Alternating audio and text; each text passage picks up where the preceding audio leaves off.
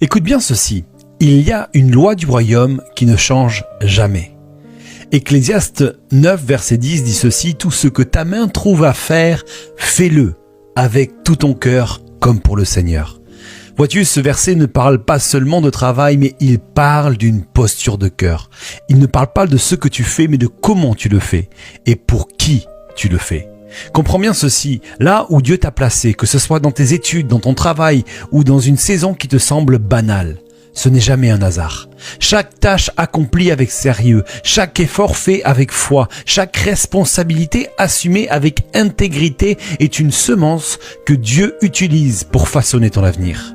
Ce que toi tu appelles un moment de passage, Dieu l'appelle un terrain de formation. Ce n'est pas une parenthèse inutile, mais c'est une préparation intentionnelle.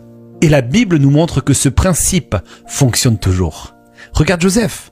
Vendu comme esclave, il n'a pas attendu une meilleure position pour donner le meilleur. Il a choisi l'excellence même en tant qu'esclave, au point que Dieu l'a élevé, maître des autres esclaves. Puis, en prison, il aurait pu se relâcher, se plaindre, se fermer, mais non, il a encore choisi l'excellence et Dieu l'a élevé jusqu'à devenir gouverneur. L'excellence n'a pas suivi l'élévation, elle l'a provoqué.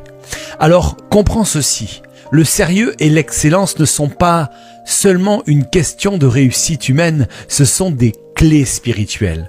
Dieu ne cherche pas la perfection extérieure, mais il honore l'excellence du cœur. Là où tu mets de l'excellence, Dieu met sa faveur. Dieu élève ce qui honore les petites choses avec excellence. Dieu ne cherche pas des gens parfaits, il cherche des cœurs engagés. Des hommes et des femmes fidèles, là où ils sont même quand personne ne regarde, même quand personne n'applaudit. Alors maintenant, laisse-moi te dire quelque chose, ce que tu fais pour Dieu dans le secret. Dieu s'en sert pour te propulser. Et souviens-toi, ce que tu honores aujourd'hui déterminera ce que Dieu te confiera demain.